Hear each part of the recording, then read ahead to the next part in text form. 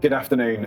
My name's Andy Hayward. I'm a managing consultant at Channel 3, and I'm delighted this afternoon to be joined by a panel of experts to talk about the role of the CIO, digital leadership more generally in the NHS. The NHS is under greater pressure than ever before to transform digitally, and that puts the people that are required to deliver that transformation under even more pressure. So what we'd like to talk about this afternoon is how the people tasked with delivering that transformation supported, trained, and looked after by the wider system to do their job. And in terms of introducing people that are sat with me today, I'm going to allow you to do that yourselves. So if I could start with yourself, James, please. Yeah, so I'm James Royce. I'm Director of Mathematics at Rotherham Foundation Trust. I'm also CIO lead for acute providers in South Yorkshire, ICS, and chair something called the Yorkshire Directors of Informatics Forum.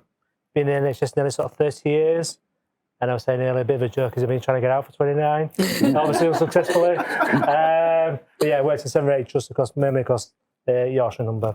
That's me. Thanks for inviting us. Julie. I'm Julie Bailey. I'm not actually head of health and care. I was head of health and care until fairly recently for BCS, the Chartered Institute for IT. I'm now Director of Corporate Engagement, so I'm responsible for our health community, but also engaging with our corporate clients. And we support a lot of our CIO community through our membership. Great, thanks very much. Helen. Hi, I'm Helen Thomas. I'm the Chief Executive of Digital Health and Care Wales. I'm 33 years into my NHS career. I was only 6 when I started. But yeah, so I head up the National Digital Organisation for the NHS in Wales. My background is in data and information and programme project management and business analysis. So I think I've probably tried most roles, through my digital career. So looking forward to today. Thanks very much. David. And I'm David Churchill from Channel 3 Consulting. And a former digital leader in the NHS as well. And a former digital.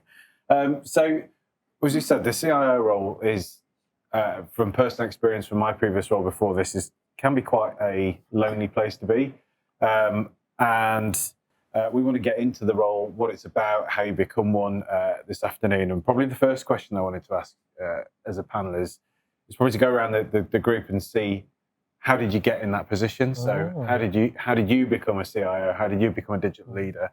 What was the path that got you there? So I think we'll do a broader discussion as we go on, but just go around the room on that one. So James, how did you end up in your current role? So I did a computer engineering degree at Manchester University in the early 90s. I went to Manchester because it was the home of Happy Mondays and that sort of thing for no other reason. It was a really good time.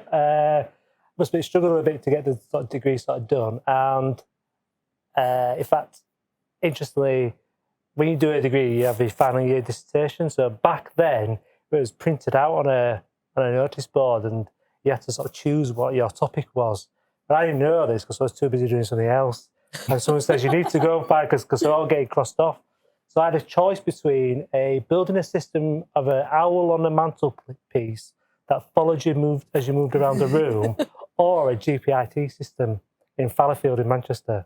So I wrote a GPIT system in Fallowfield in Manchester, and then finished university and did some volunteering in sort of training and education. I'm a qualified sort of trainer, and a job came up at Wakefield Health Authority and that was nearly sort of 30 years ago.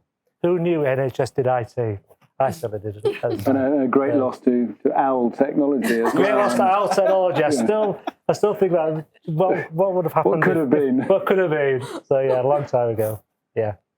Oh, that's great. That's how I stumbled into it. Julie, in terms of sort of British Computer Society and getting into health and care practice, How did I get there? How's the route kind of work for you to get there? Not quite from the OWL centre. No, okay. So I've come through a sales and marketing background all my career. I actually came from England netball to BCS.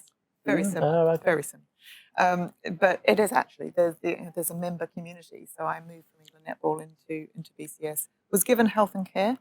To be honest, thought it was a bit of a poison chalice. I was like, I've got no idea what to do with the NHS. But one of the things that happened very quickly, there was a real need there for professionalism, and that's been something that's been really exciting to work with. And we've moved from, I would say, 80 members Yeah. in health and care when I started 7 years ago to nearly 3,000. Wow. So it's been a Yeah. real trajectory.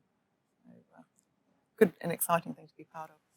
Could you say a bit more about professionalism? Because I think we all understand, but I don't think it's generally understood that if we could standardise the roles in the NHS, what that would do for everyone. I think professionalism is an interesting one, isn't it? Because what makes somebody a professional? What does that look like? I think from our point of view, it's about having that validity of skill. So it's talking about the skills that you have and validating them, regardless whether you've been to university or you haven't, or you haven't even got a GCSE. It's about actually having something that validates the skills you bring to do your job. So we focus around registrations, and registrations are an independent assessment of the skills that you do to do that job.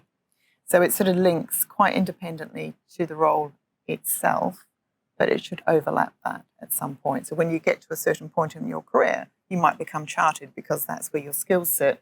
Within the NHS environment, we have, of course, FedIP, which is the Federation for Informatics Professionals, which is a registration designed specifically for those in health and care. And hopefully we can talk about that a little bit more. Yeah, absolutely. That'd be great.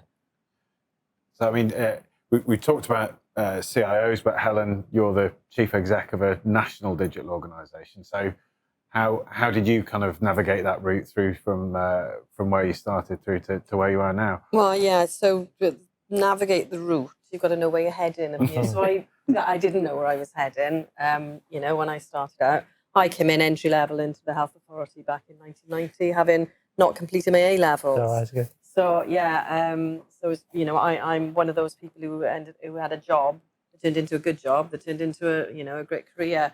So yeah, almost by accident, I think. But actually, it kind of it grabs you in, doesn't it? This whole thing, because I'm a healthcare professional who happens to work in digital. I'm a health informatician. I've got my master's in health informatics. I've done kind of quite a lot. I've been a head of information in a large acute health board in Wales.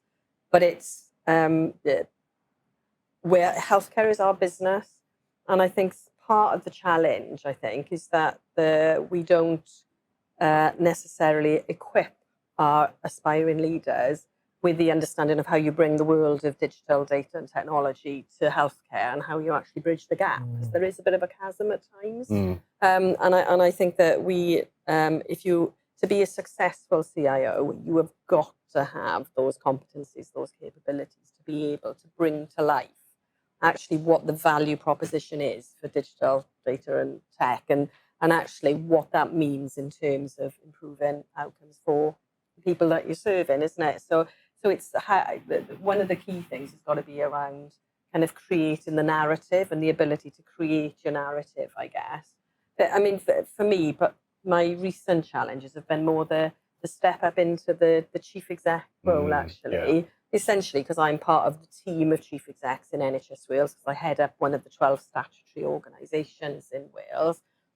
So I'm kind of the CIO around that table, if you like, because that's kind of my area of specialism. So that's been, during COVID and more recently, all of the, the significant operational pressures, it's quite hard to bring the conversation back to digital and tech and, the investments and the risks that we've got and the things that, that are going to help, really. And I guess I see part of my role as actually bringing forward, actually, and I bring a lot of my team and teams from the other directors of digital to the chief exec meeting to say, right, let's talk about the stuff that's coming. Let's talk about the stuff that is actually going to give you some choices in terms of the transform agenda, so that we can really start to think differently around transformation, and that we're not putting digital in the box over here. Yeah. I think it's still a struggle. It's still, to get the airtime is still a struggle. Yeah. And do you find now that those teams that you're working with have always been comfortable with numbers in terms of finance, but not necessarily comfortable in terms of numbers with healthcare and social care? Is that a thing still, do you think? In what way do you mean? That they've always been able to manage budgets, those big exec teams, but not necessarily manage the sort of the public health debate about those kind of numbers? Yeah, I think that, it depends what background you come in from, isn't it? And clinicians will kind of, they'll grab it all the data, won't they? They're trained to evaluate and use those skills to evaluate it. I think that's part of the problem, though, isn't it? Is that if you're having a conversation about the numbers, then you haven't actually nailed your narrative. Right. And I think that that's the bit for me, is that's the skill set that you need to bring as a leader in that space. And that was my background. So I'd be the person who's up in front of the board, in front of the exec team, actually talking them through the numbers and actually explaining why the numbers may be. It's about the context. It's context. Right. And the question you're asking, okay, well, it begs the next question, doesn't it? And what does that mean? And what does it mean if we, how do we try and understand that and look at it differently? If this happens, then what?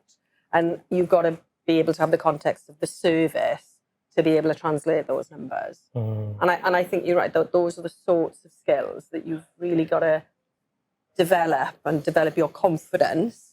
I'd be far more comfortable in that than perhaps in other arenas. I'd always worry when I was a kind of data professional about getting the number wrong. Yeah. I'd always worry about that. That used to really stress me out. But actually, once you got it, I knew, I would pore over it and understand and go to the next question to find out, what's the story behind it.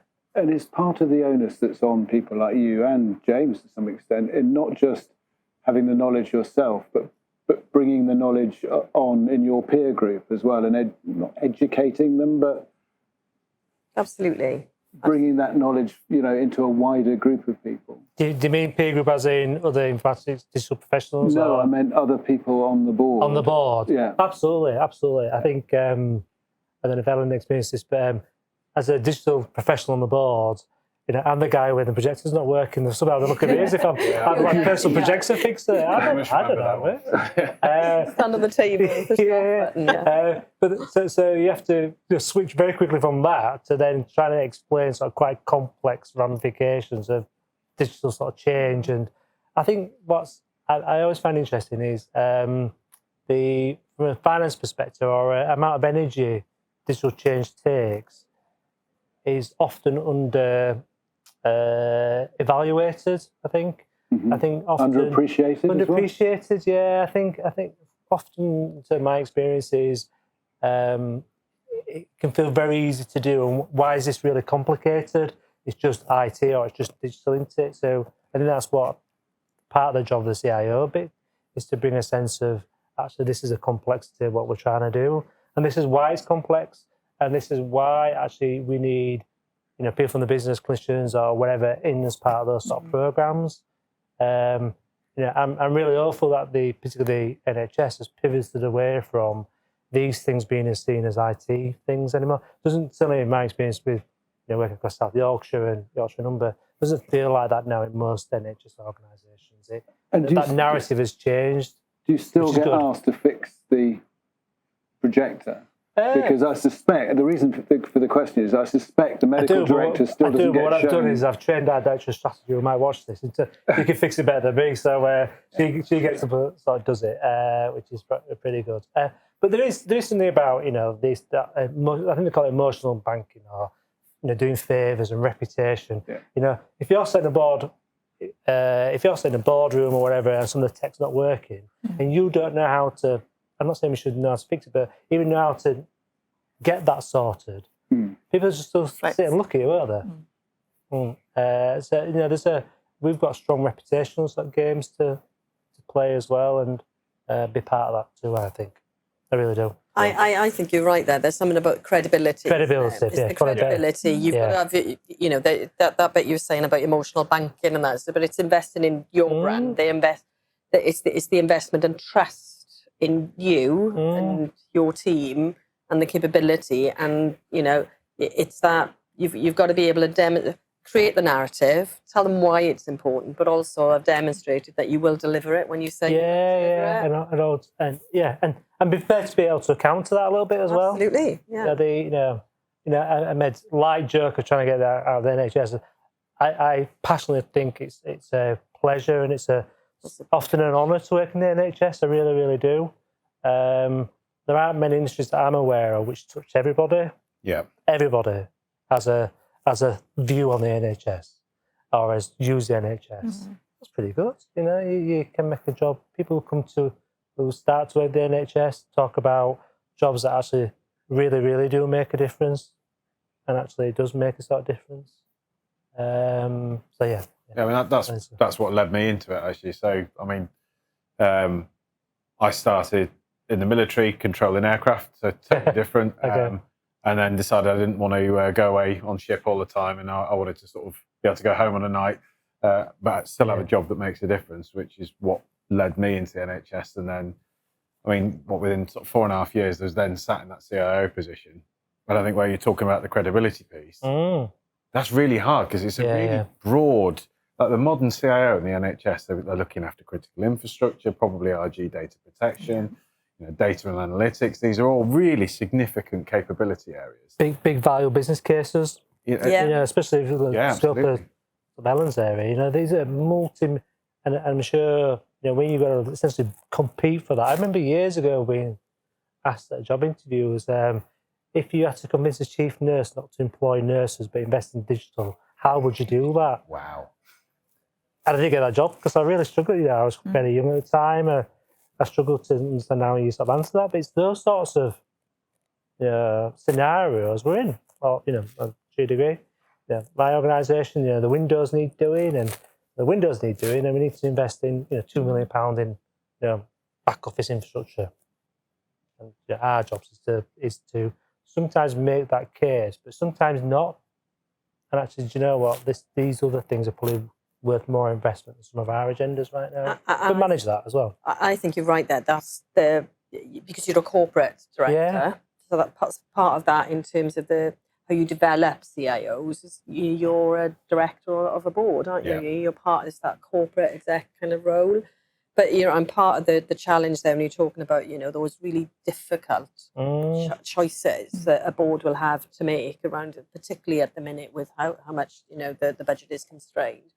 Part of that is about actually we don't want digital competing for the capital with, you know, having, you know, a leak in the roof in theatre and all of that stuff. Is that we've got to shift it into sustainable funding, and part of the job of the CIO is to describe what that looks like and why that is so important. And actually, because the switch here will be actually, it'll give so much agility and pace for us to be able to switch. If we've got sustainable revenue that we know that we can continuously improve and invest, and we can shift to cloud and have all of the good kind of agile and product approaches in place, then we know that there will be different offers out there for the service, won't there? There'll be more choice for them to innovate and less about kind of competing for that, you know, hard-earned capital. Yeah, I once said Director of Finance, who interestingly ended up being Director of Finance Cardiff, talked about Bob Chadwick. I don't know if, yeah. So he used to be my boss a long time ago. Talked about trying to change digital to be a utility. So when the price of gas and electricity has gone up across the NHS, there wasn't, certainly my organisation, a lot of debate about should we keep on paying gas and electricity. But there was none. It was a bit of a non-negotiable that it just needs to be funded. Unavoidable costs. Yeah, wouldn't it be nice if digital was treated like that? So it's treated as a utility. So we don't debate whether we do or we don't. We just keep on doing, which I think should be, again, part of the CIO job is to try and get boards into that sort of place. Yeah, absolutely. You touch on a really good point there. So I'm in a national role. So I've got a director of finance whose role is, focused on digital, isn't it? And it's a skill. And, you know, the level, I mean, Claire's very experienced from, 20 years in industry and then did a couple of years kind of in an acute hospital. So she understands kind of that business acumen. And what she has done is try to frame the costs that we're incurring and all of the cost drivers that we have in a way that actually makes sense in that world, because we have these unavoidable costs. Yeah. We can't switch these things on, running at, in excess of 20% inflation, and here's how we've calculated that, and here are the cost drivers, this is where we're at. And this is the approach that I think we can take, but there are choices for the system. So there's something for me around, again, development of CIOs and that relationship. So their understanding of being able to be confident in the numbers, actually, and be able to tell the story of the numbers, but also that relationship with the DOF, is absolutely finance absolutely. is absolutely critical, absolutely critical, and you've got to kind of cultivate that relationship to make sure that you're part of that team, and you've got that sounding board as well. You want to have these you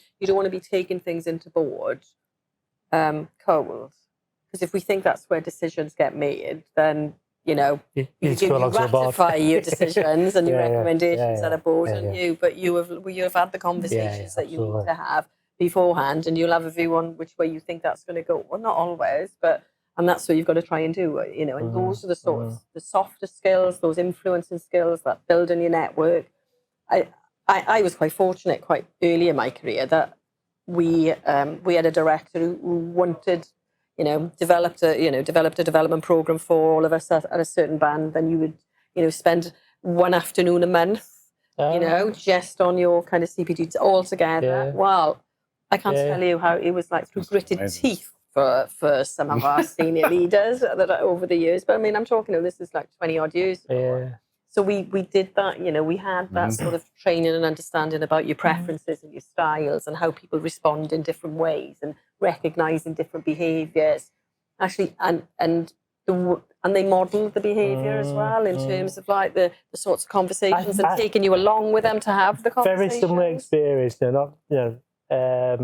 whereas a couple of us at that same sort of level a long time ago, I'm a practice CIO, another person, he's also a CDIO in a nearby sort of trust.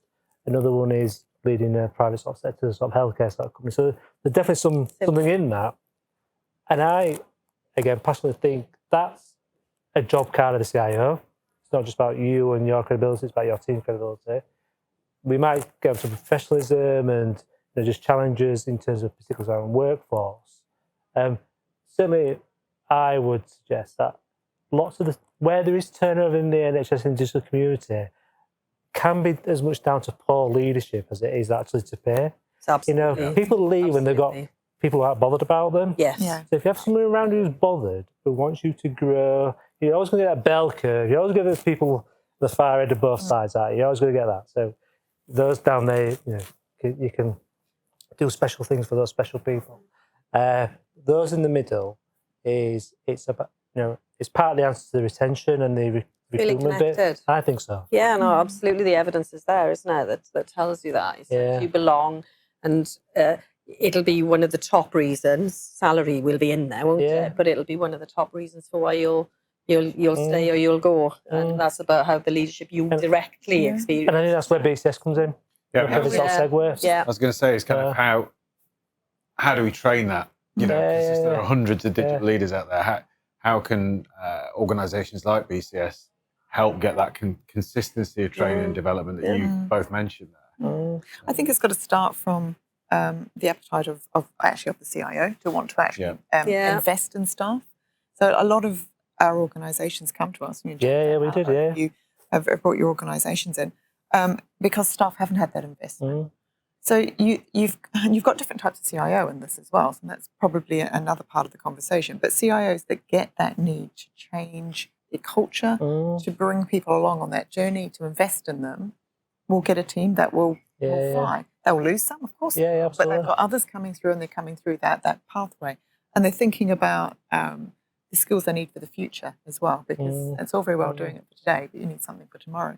But then you've got the other CIO who goes, well, if I train them, they're just going to leave, right? Yeah. And it's also, that comes back to the point you had before, Helen, about CIOs on the board. We've got so many CIOs who aren't at that level, and you've got finance directors running those conversations. So to bring people through and change that culture and make that investment, that's a whole different conversation, because that understanding of the fact we need infrastructure, the fact we need to invest in stuff, and the fact we need people with quality skills to do it is lost in translation. So it's got to start with that whole CIO conversation at that top level, getting the buy-in. I always think if people leave the organisation I'm in, if they leave for things that are more, right for them and stay in the NHS family, that's all right. If you stay in the NHS family, then we're in the NHS family that way. Leave private sector, I might moan a little bit, but that's okay as well. But we are one, we are one family at the end of the day, and so developing us to grow in that family is I think should be encouraged personally. I think people leave, but you'll see a lot of people come back with more skills as well. Yes, and I think that's really healthy. Yeah. Really helpful. I'm not saying discourage them. No, I'm just saying don't beat myself up if they leave for another organisation. Absolutely, yeah. That's, we've done good. They've done good. Everybody sort of wins. Because it can be a challenge, can't it? Because there's very little internal promotion structure, isn't there? So effectively, you've got to move from one job to another to progress. So it's quite challenging if you want to take your team through that. If you're not going to create the job for them to go next, how do you develop that team and move them around and kind of get that talent management going? I mean, if I could rewrite it all, if we could start from scratch today and we did something completely different, how would it look? But having pathways for people, having actually shared skill that is recognised, perhaps not having, dare I say it, agenda for change that actually limits the development of people, not having it sitting, it's different probably in Wales, certainly in NHS England, as an administration role. Our staff are... the staff vertical that it's... is sitting in administration. How do you develop something that's inherent in everything now, that's just digital, getting good infrastructure, getting all the things that you won't need to develop it when it's an administration role? And that has to change. There's a whole lot of national focus that needs to still pick up. And I know there's a lot of work going on, and that's positive. But if you could rewrite it, having roles that are recognised, having something that is... desired, such as a registration, the value of that. Yeah. If actually, you've got a military background, if you are putting a proposal out within the MOD structure, it's quite accepted that you have to have somebody that's chartered on that tender. And yet within health and care, anybody can tender to an NHS without any of those validated skills on their bid. We need to really change that narrative and expectation around what the NHS and also what they demand as well. Because otherwise, coming back to the point of before, if you don't need to do something, maybe you just won't do it. Yeah. So I think there does need to be a step change. I think, like you were saying earlier, the BCS and Fed IP has shifted, that dial shifted quite a lot in the last decade or so, maybe a bit sort of shorter than that. It feels like, been in the NHS long time. We've always talked about this professionalisation, UK chip, Fed IP. I could probably, there's some acronyms off the top of my head, there's probably some other ones that have been around and things. And I'd often wonder why they've not landed sort of squarely, but I don't know whether they'll land squarely in every other industry or not anyway, in terms of what we're trying to achieve.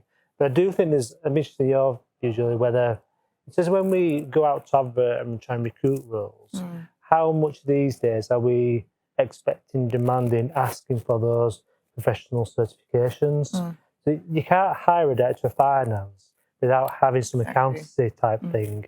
You can't hire a director of people or HR without having the relevant or nursing or medical director. You can be a CIO with any qualification you damn well please. Yeah. So I just wonder, and we've got to turn that lens, I think, back on ourselves a little bit.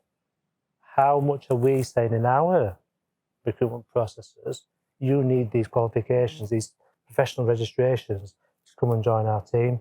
And I think until we do that, a bit difficult because you're going to exclude people straight away.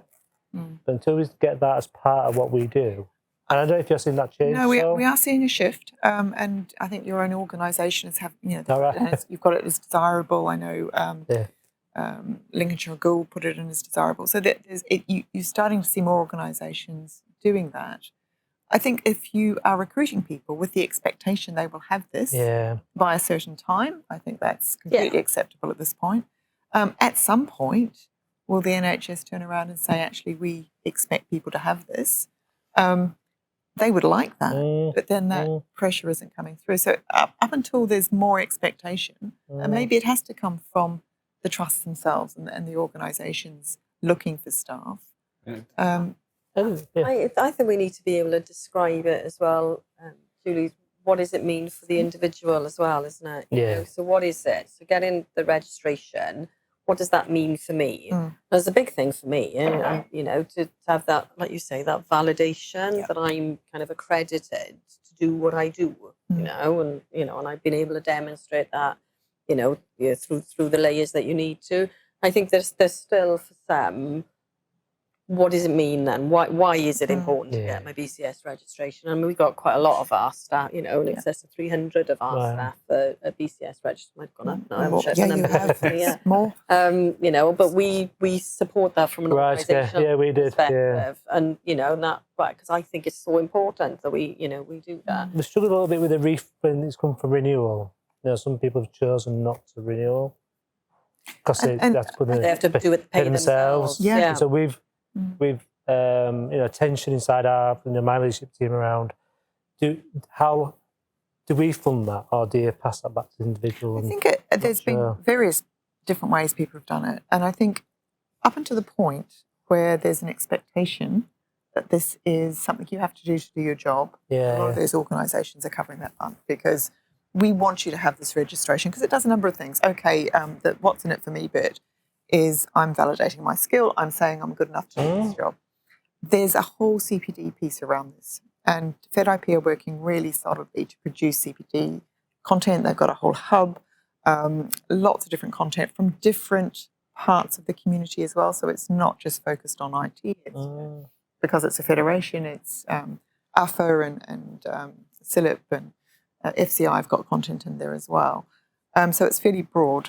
So they're focusing a lot more on that CPD, and we need to change the culture around CPD. If you think about, if you've got a friend that's a golfer, or if you're a golfer, how much time do you go and spend in the driving range and honing your skill? But compare that to something you do in the workplace. How much time do you put into updating your skills? I would just say not anywhere near as much. But what pays for the golf? Your career, and we need to put it into its right context, and we don't put enough focus around CPD. And the other thing that organisations have to look at is how you protect time. You said it before, you were fortunate to have that. And by the sound of it, you're also really fortunate to have cultural training, thinking about that emotional intelligence piece. Yeah. We often get criticised by members saying we need more technical stuff. We want technical stuff. There's plenty of things out there for technical upskilling. But until you can take that technical person and be able to get them to present and be responsible and accountable for instructing others, we're missing a trick. So that cultural bit is hugely important. And I think absolutely. I recognise that because in that, going back to the 20 odd years ago when we were doing those development programs, that's what the technical people were saying. We've got the day job. Let's train on stuff. It's not actually for that, because this is about actually equipping the broader skills that you need to actually be successful in your career. And I think that's part of the challenge for us in the leadership positions is how do you get that appreciated by people who are earlier in their career and they're more interested in fairness in more kind of technical training and and on the job training and all of that stuff. But actually, and I think that's where some of the work that is happening on kind of the role profiles and actually standardising across data, digital and technology and the other things that are not in GDS and in the government kind of frameworks.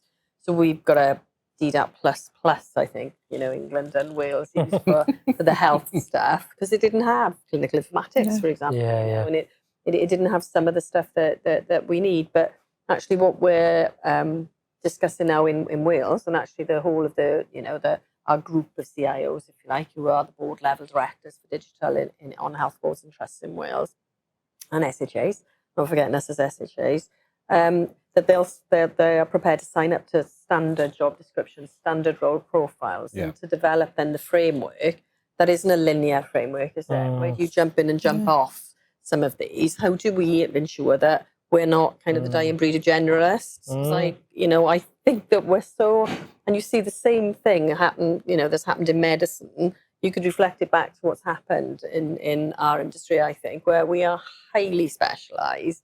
And how do you get the breadth of experience that you need if you're just working in one vertical? You're not going to, that's a big ask to go from one thing into actually heading up and being able to kind of be the face of it, if you like, and the voice of it on the board. So we've got to think about, as you've been doing, you were chatting earlier around kind of, the secondment opportunities and being a bit strategic about that. And even though it's painful for you as the employer sometimes, actually, the longer game, that is absolutely a good investment to make. I often think, I was thinking, so in Yorkshire Number, we've got this thing called NIDIF, which is a Northern Yorkshire Data Informatics Forum.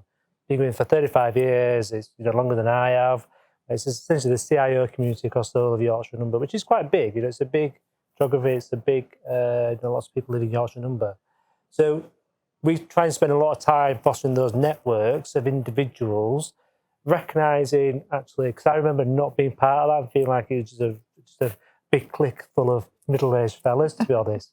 Maybe it is now. I recognise that. Yeah, but it felt like that. As in, like, so, I remember they used to have conferences with about 15 of the Yorkshire CIOs went. Well, we have conferences now with 40, 50 people sort of go. We have a membership usually now in the sort of hundreds. And one thing we've done also fairly recently is on the back of what the Northwest did, but we tried to do it a little bit differently. We set up something called the Informatics Skills Development Network for Yorkshire and Humber. But that's ourselves, finance, procurement and HR folk all put into this big pot of, we call it informatics skills development, they'll call it finance skills development, and do the softer skills, but also some of the, let's say, the harder tech or data or digital or APA sort of skills. And in fact, there was their conference was only last week, and we absolutely try and focus on the conferences for those, dare I say, junior levels of staff. Yeah. So those people who are just into the NHS, the new graduates, people who've been there 2 or 3 years, and it's a little bit of, actually, we're saying you can take a day out of work and go somewhere, network with loads of people, get some great speakers who don't really talk anything to do with informatics. It's about resilience, it's about time management, it's about, role modelling, and spend some time sort of networking with each other. And they come back with knowing loads of people doing similar jobs themselves. And I think we've just got to keep on doing that as well. Networks are great, but if you're not in them, it can be quite hard to get in the first place. Right. And going back to what you were saying, when you got the role in sort of Wales, I'd hope those networks are there as a peer support in a safe sort of space. So when things are a bit difficult or you're not much sure, or because the NHS is great at reinventing wheels. Oh, yeah. It's the numerous times you got to build a job description for a job that just exists somewhere else. We shouldn't. No. We should call that out. Why policy should be different. Yeah, you talk about the sort of job descriptions of teams, but actually, it's the same for the leadership role itself, isn't it? There's no. We were saying how we had different job titles. There are the number of them across sort of the UK, but they're all a digital lead that sits on the board or is the head of that vertical for the organisation for data, for infrastructure, for all these areas. Yet it's not uniform, and actually, there's so many benefits. It could be the same in terms of resilience, your ability to move around.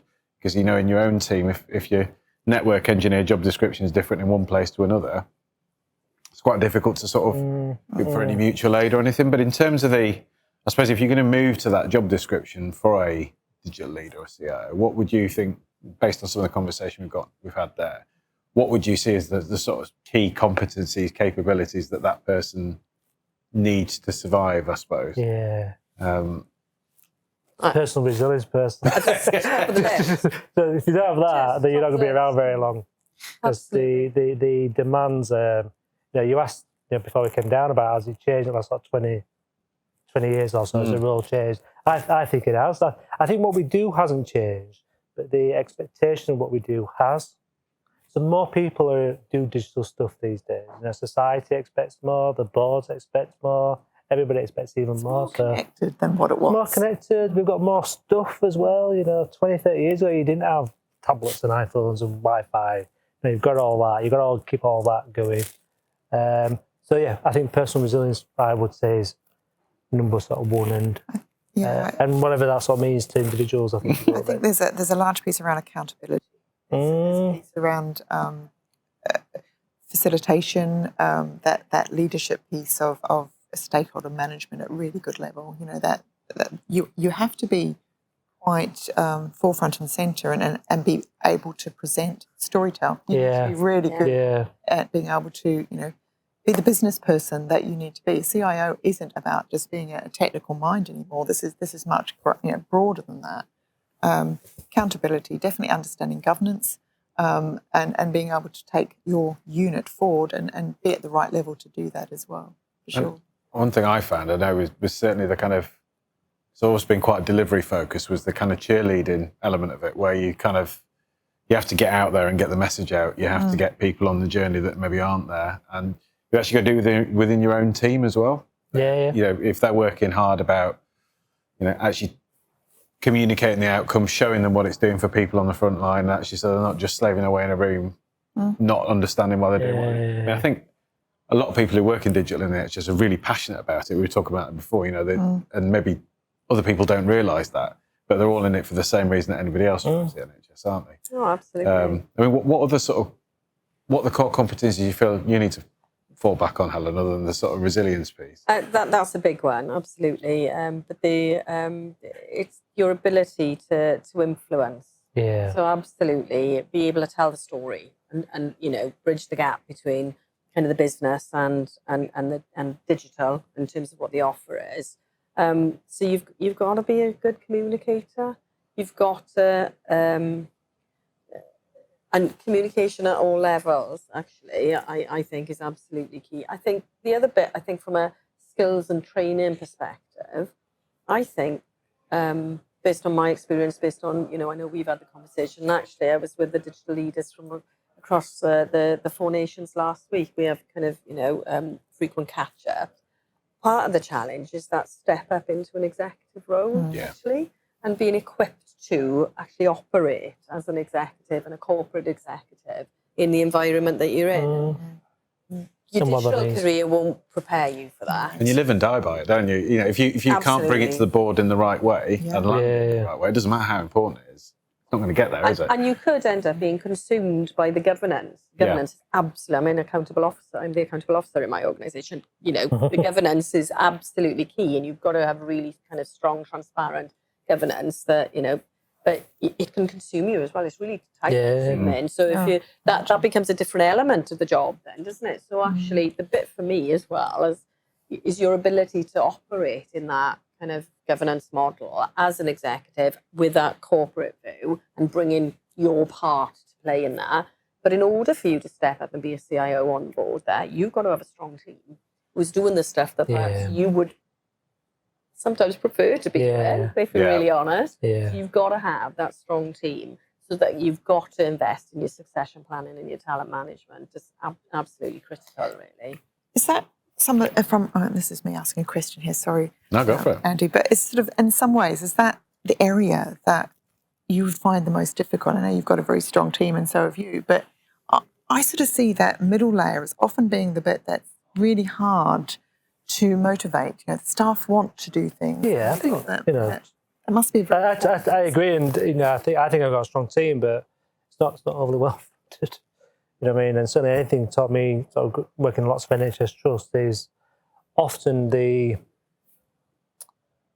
what we pay people is often a factor of what we've always paid people in every trust I've sort of worked in. Very rarely we ever change that sort of dial in terms of what that team sort of looks like.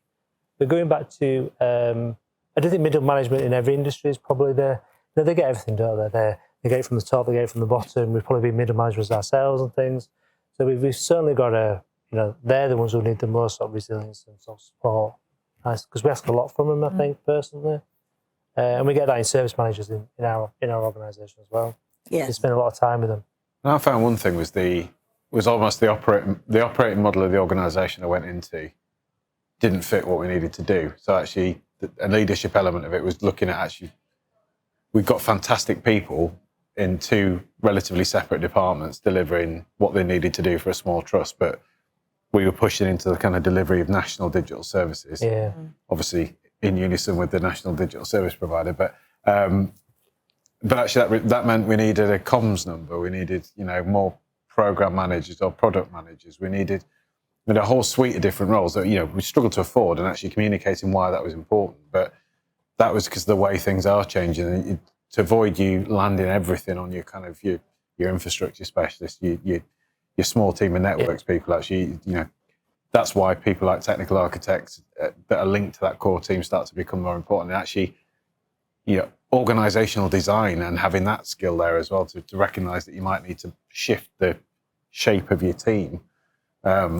I found was really important because otherwise the people end up bearing the brunt of it rather than the kind of team structure, don't they? I mean, how have you found that in terms of setting up effectively a brand new organisation, haven't you? No, and I chose quite, we've got 5 executive roles. Myself as the chief exec, the director of finance, the medical director, then a director of ops and a director of strategy. I brought in 2 others, director of primary community and mental health digital services and a director of people and OD, because for me the focus needs to be there. So we needed to have the focus in operations, but also setting the long-term strategy and running kind of a good service out of hospital and having absolute focus. Somebody's portfolio is on that. So we've got an absolute focus. And then we've got to have the people who are going to be able to support all of this and transform. We're still at the moment now. So I've now got a full team. As of last month, I've got my whole full team in. It's just like, yay, hence me being here today. But we're having conversations now about actually, right, where does that quite sit? Now that we've been together and we're a complete team now, well, perhaps that one should be moving over there, or so we're in that at the moment. And actually, I think you constantly have to be thinking, is this the best fit? Is this the best way to kind of run that function? And how, is that the right function actually? Do we need to change that function? We're definitely in that. We've got a big transition here for us. And I think you're constantly going to need to check yourself, check your structure, if you like, the target operating model, and check that you're organising yourself to deliver to the best effect. So yeah, quite a lot, It was one of the hardest things to do, actually. Yeah. So I sat in a room, I did, and tried to work out what the structure would look like. I don't know how many options, but I put a consultation paper together and I sent it out to everybody in the organisation. I had lots of comments back, which was great, So we did that kind of together and we landed on something that's a fairly simple structure, but actually it does what it says on the tin, but actually the devil's in the detail underneath that structure and how you then kind of develop the people and the routes through and that skill set for making sure you've got that, the next kind of, the next tier and the next tier and the next tier coming through. But I think that's a constant that you're really on. Have you found that in terms of the sort of statutory introduction of the ICS, James, in terms of, has that affected it at all? Yeah, it clearly has. We're not even a year into those sort of structures and things. I think it's July when they were officially formed. So my view is the ICSs. So I'm CIO for the acute providers. So that's like just a leadership sort of coordination sort of role across the sort of ICS. We do have a CDIO at the ICS who we as part of the interview sort of panel. I think the ICSs are, what's the phrase, norming and forming still trying to figure out where their place is still. But again, certainly in our area, there's some amazing sort of strength in their leadership around where they see their part sort of to play. So I still think it's still sort of working, a little bit sort of working sort of progress. So a lot of the traditional commissioning roles have gone into sort of ICS, those individuals. And we're still trying to sort of figure out how they should be shaped or reshaped and things going on. I think it'd be interesting who's accountable for what. So I don't know whether Helen has something with the board sort of setups in, I think it's boards in sort of Wales, but the ICS are very much that sort of model, sort of. Yeah. And I think they're still trying to figure out is what is the true influence, operational structure, governance of a ICS. So the lot of narrative is down. They're in charge of funding and sort of financing.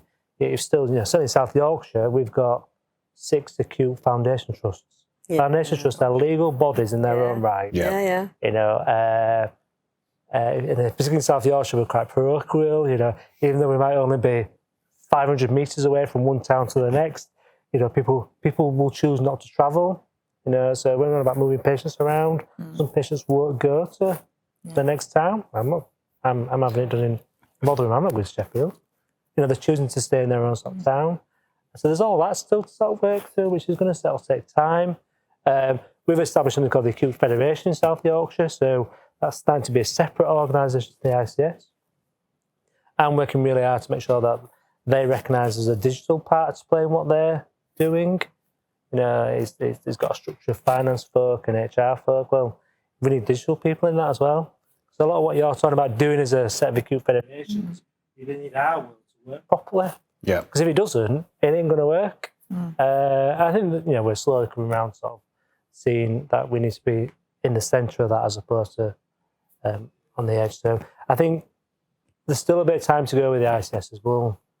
It'll probably take another year, I would have thought, so we all properly understand who does what and sort of where and where they sit. And I guess the last thing is, from a networking, peer support, we do that anyway.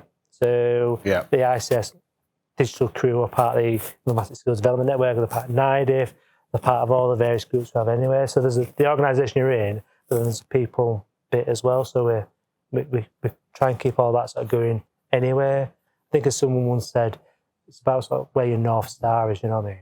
As long as we're all pointing in the right direction, we can let the organisation governance bit sort itself out.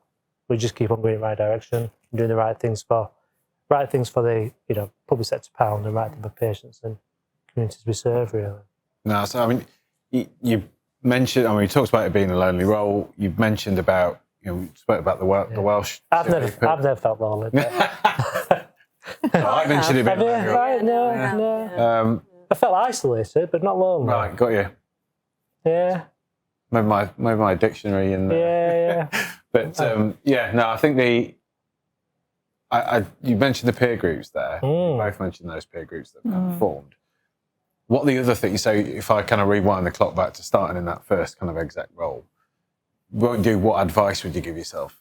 Yeah, but in terms of where would you look for support? When you first start there, what are the things available to you to be able to help? So we mentioned that there may be peer groups available, but what other kind of collaboration and support tools are there currently for CIOs? Anybody sort of brand new to those sort of roles, because people where they way up, they might be in a different sort of space, but anybody sort of brand new, absolutely do not ever hesitate from asking somebody else, because if anything, we're generally all really proud to sort of share stuff as long as we're asked. So we won't come running to somebody in a new role, but if they ask out, I've yet to come across anybody who's said no in terms of support, in terms of structures or ways of working or how to do influencing or that sort of thing. Is reach out to others. Maybe I'm alone, but I've generally never come across anybody who's not replied or ever said no. No, absolutely. I think it's really important that network piece that we talked about. So you've come into it now. So when I first came into a national role, that was a huge transition for me, to be honest, where I'd been in an organisation or different incarnations of the organisation, because we like mergers in the NHS, don't we, or decoupling. So I'd been there a long time, and again, I'd had my reputation was that I belonged there, if you like, and I had those kind of relationships in place to come into a national role. Well, quite frankly, it felt like everybody marks your homework, and so the spotlight of close government is and learning the political side of things and how you play into government and civil service, and having to really firsthand understand how you tried to get things done to influence. Oh, I struggled with that, because I'm a doer, I wanted to achieve things and do this, and I really struggled with, actually, this is going to go a lot slower than you are used to wanting to work at. You've got to have to kind of take a bit more time, and I fell over a couple of times, I got myself a coach, the organisation, I got an exec coach. At that point, helped me enormously. Honestly, helped me. And somebody who didn't know me, but understood a bit about Wales and some of the relationships. That was really helpful. I still had a mentor from, who was a very good friend, who had kind of nurtured my career a bit in my old organisation. That was really helpful as well. So you and use the network around you. Yeah. So when you first started, isn't it? We had the conversation, have a cup of coffee, and try and make sure that I do that with all colleagues who come into that zone. But the other thing, you've got to do some of this for yourself as well, haven't you? Because it's quite easy to just, sit back and just try and make sense of it all and get consumed by it. And I think that's probably what I did a bit of when I first went into the national role. And it was a brand new director of information role. But and so nobody knew what the role was or how to do it, which is great. It's a great opportunity. But everybody thought they knew what it was when I arrived. But we've been waiting for the director of information. We've got this view, that view. It's just like, oh my goodness. And it is I totally agree. I think it's really easy to stay inwardly focused into it. It's quite hard. That's the bit I struggle with is looking outside the organisation and doing that. You know, we're down here sort of today. You know, last night thinking I should play, just cancel it because there's stuff on. It's quite hard to sometimes keep that going and find that sort of time and creating that time as well. I think. I think it's healthy, isn't it, when you do, because then you've got a whole different perspective. It gives you a break. You're learning, aren't you? You're learning. You're also busy. And there's nothing. There's always somebody else's view is always important. Whether you agree with it or not is very different. But getting other people's views on stuff, and I'd say also outside the NHS as well. We do have a lot of suppliers out there. Channel 3. I'm not people for Channel 3, but there are a lot of people out there who are interested in doing well for the NHS, and so build those contacts as well. Because most people have got something to give. Local education, and I think there are untapped potential in the NHS. Reach out to those. What about in terms of sort of the support that you're currently offering as well, Julie, in terms of sort of BCS side of things? It evolves and it changes. What can people draw on there? So there are networks, isn't there? You've got various specialist groups who've got more of a technical focus. I'm, funnily enough, talking about setting up actually a CIO network. We've run a program through Chime, which is the CHCIO program. And as a result of that, we have a cohort system. So these CIOs get together sort of Friday fortnight. And what we've discovered is actually it doesn't have to be the most structured thing. It's for them to just talk, to share information, to get to know others who aren't always the finished article. And that's really important as well, because we don't always have all the answers, but having that connection. So I think we need to really look at how we can support CIOs or deputy CIOs or people coming into that a little bit better. We're about to set up something as well, which is sort of really quite exciting, called a regional hub. So we have our branch networks already, and they cover, regions based on where that branch is. We talked about some of the challenges about it, some of the gaps in terms of support, but actually, the role itself is a fantastic opportunity to drive change. And, like we said before, the challenges in the NHS potentially will be met by how it's able to transform digitally. Absolutely. So, I suppose as we draw towards the end of this, what if you could add one thing in terms of the training or the support of the profession in terms of that digital leadership community? What's the thing that you'd either increase, do more of, or just introduce as a whole to improve things for a CIO and for them to let them do the job that they wanted to do and the job they joined the NHS for? So for me, I think it is protecting the time for your own development, to actually invest in yourself and your peers, and to do that as a leadership team. So we've got a day next month. I'm taking 70 to 80 of our leaders across our organisation, out for the day, and we're going to focus in on our leadership and to give that protected time. So we're pulling together that programme. But that for me is to have more opportunities for people to have that focused leadership development. Also, in the other special health authority that we have in Wales is to focus on workforce, is Health Education Improvement Wales. They've got aspiring exec director programs, aspiring CEO programs. Actually, where's our aspiring CIO program? So I think there's something that we can do there in terms of getting some structured development that actually gives you the tool set, isn't it, that you need to actually succeed in the role. So that would be the one thing for me. Yeah. I think for me, the bit that, when I look over sort of my shoulder, the bit when I think about what I've enjoyed the most is seeing people who've worked around us grow and flourish and do something else. I really do. That's the bit that actually is, digital stuff. Well, I quite like digital stuff. It's always changing. Anybody who says the NHS doesn't change, it never ever was the NHS. we change our structures, we merge. We're in this digital thing, so that's always going to change. This new stuff comes out all the time, so that's going to always keep you on your sort of toes.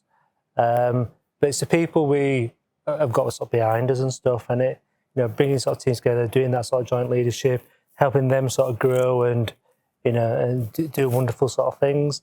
And for me, certainly, it keeps getting up in the morning and coming to do the job, and that works out really, really well. So that's the bit for me. What you add to that is make sure you've got opportunity for thought leadership, because that's the thing that really adds to the magic to this, because it's those connections, it's those interactions with other CIOs, both within and outside the NHS, that really brings alive things that you can make a difference with. So get connected through professional bodies, through ICN networks, through other networks to keep that alive. And that's the thing that's the easiest thing to deprioritise. Yeah, it is. It's hard to do, isn't it? But you have to do it, and it's so invigorating, and it energises you when you having conversations like we've had this afternoon. You start to, it gets you thinking about, I'm already thinking about actually we're going to do this when I go back and have that conversation. Yeah, so it's really well spent. And I think for an aspiring CIO or aspiring deputy or whatever, reach out to people and ask them if they'll be your mentor or coach. Because if the person says no, they're probably not the person you want to do that anyway. Yeah. Do you know what I mean? And by and large, I do think the people who are in the NHS want to do that help support anyway. Yeah. So people you've come across who you think are doing a good job or aspire to, I'd just reach out to them. Find them on LinkedIn, find them wherever, make a contact, and if they give you the time, they'll give you the sort of time. It's probably invaluable, that, actually, personally. Just in terms Works for me. In terms of our team, David Astrid as well.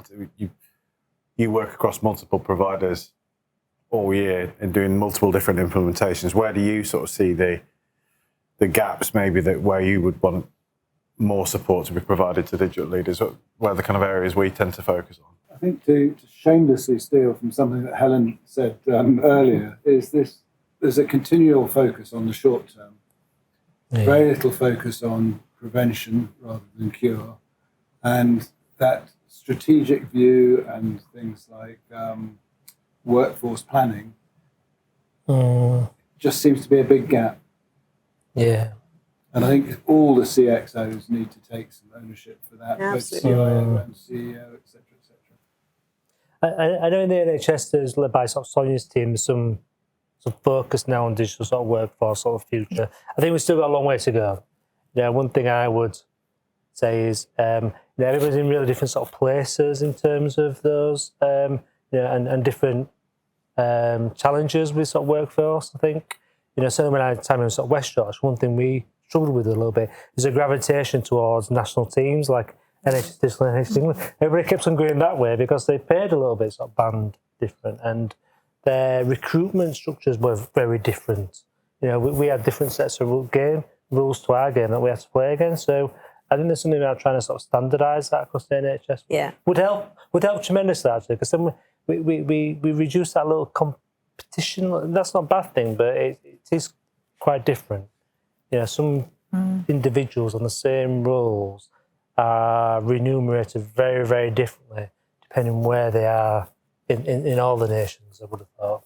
I don't know if you see that as well. No, absolutely. And that's part of the challenge for us as for the digital leadership across Wales is to standardise that and picking up the conversation with Sonia and colleagues around how we kind of take that forward as a group of 4 nations. It's really important and imperative, actually. At least we should understand where and why we have. Yeah. That's the first step into it. Yeah.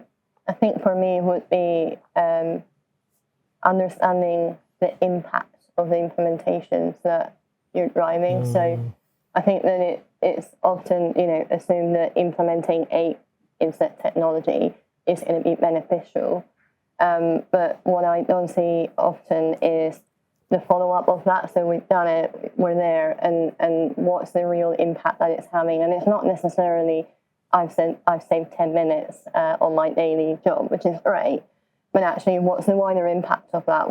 How are you affecting your population? We're all working in regional ICSs in England, health boards in Wales. What's the impact on your population? How are you helping people live a healthier, happier life? taking less time off sick, contributing to their own communities, all of that. And I think that we're lacking that. There is, we do a lot of business case work, and we're always struggling to find evidence that supports that business case. So I think... So, that's off topic a bit. This idea that I start a business case, people have, I think it's just nuts. I think that goes to someone, but this idea you have to write a business case in 2023 to put in electronic business record systems, that's fundamentally there's but some... the argument is that you shouldn't have to, because the evidence should be there. Like, it should be a no-brainer. And there are some managed organisations that wait for handouts from government before they do that. We should have CIOs who are saying to their boards, we do this irrespective of we have handouts. This is the right thing to do. Sorry. Yeah, exactly. Like it's away from workforce, but yeah. No, I think it's frustrates me immensely. Having said that, we hang around for handouts, we get them. one of the biggest lessons I learned was we spent 2 and a bit years rolling out a mental health EPR that integrated very well with primary care. So GPs could go and have a look at the mental health records of patients. And after 2.5 years of effort and sweat and general angst, it was in and working. And the GP who I work with said, it's all very clever, David, but actually the best thing in there is a list of psychiatrists' phone numbers. So I can look at this patient and see which healthcare, which clinician is looking after that. Yeah. I can ring them up and have a dialogue. Avoid the crisis. And it's the dialogue rather than the 2.5 years of goodness knows how many man-hours. Making that connection. And it's doing that simple thing and making that connection come true. Yeah. It's a funny way. Going off topic again, that business case, but it can go the other way as well. So my first program was a health and social care network. So replacement of networking for the NHS. And the original business case that was brought into Reset was talking about how that was going to enable billions of pounds of benefits for the NHS because it was cashing all the benefits for everything that anybody was going to do over that intranet. And in that one, there was a real serious conversation with a lot of people about actually, no, we're just replacing technology here. We're going to buy it cheaper and it's going to be better because it's going to be, it's going to do these things better, but it is not going to save the world. And I think there's sometimes a tension about balancing the message as well and not taking it too far, isn't it? Because the expectation management of putting an EPR in when people have been using pen and paper, you can talk to somebody and write. You can't necessarily talk to somebody and tap into a device, can you? And and again, knowing whether there's those disbenefits and telling people why that's important that you still do that because you can share the data is really important. But thank you everybody. This has been an absolutely fascinating conversation this afternoon. I think very much the start of a conversation rather than one in isolation. I'd just like to thank you all again for taking the time to come down here and give you time to do this.